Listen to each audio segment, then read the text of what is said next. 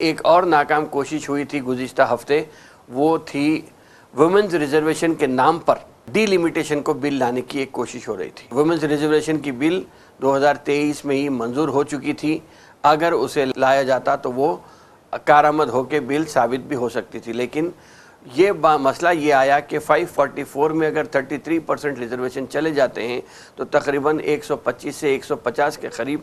Seats अगर ख़वातीन के लिए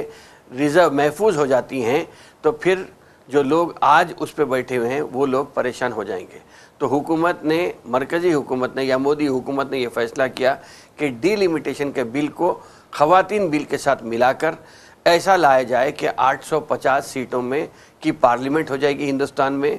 और साउथ इंडिया का सबसे ज़्यादा नुकसान हो जाएगा। साउथ इंडिया की अगर देखेंगे तो 122 सीट या 150 सीट तक ख़त्म कर देने की बात हो रही थी, जबकि यूपी और बिहार दो को मिलाए तो ही 200 सीट के करीब वो दो रियासतों में हो जाने वाले थे।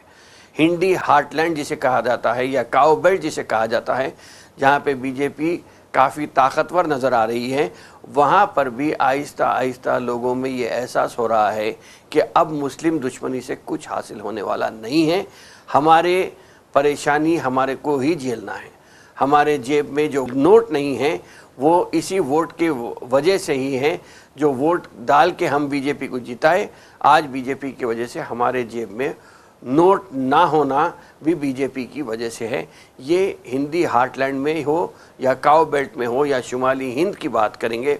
तो वहाँ पर भी ये एहसास कहीं ना कहीं लोगों के दिलों में ये एहसास पाया जा रहा है, और ये जब पेवस्त हो जाएगा दिल में तो फिर इसका खुमियाजा बीजेपी को भुगतना पड़ेगा। इसीलिए बीजेपी डीलिमिटेशन का बिल ख़वातीन बिल को मिलाकर या ख़वातीन बिल की आड़ में डीलिमिटेशन का ला रही थी, ताकि ऐसी पार्लियामेंट के हुदूद को ऐसा मोड़ा जाए जिससे कि फ़ौरन इमीडिएट बीजेपी को फ़ायदा हो जाए और मुसलमानों की जो सियासी वोट की जो ताकत है उसको बिल्कुल चिकनाचूर करके